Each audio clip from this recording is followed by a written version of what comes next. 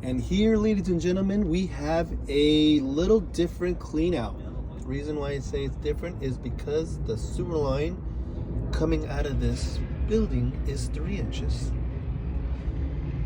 We upgraded the pipe to 3x4 right there, installed a 2-way clean out, and this is what is required in the city of South San Francisco. Right now it's sitting under test, and we're waiting for an inspector. And that's all she wrote. Have a great day.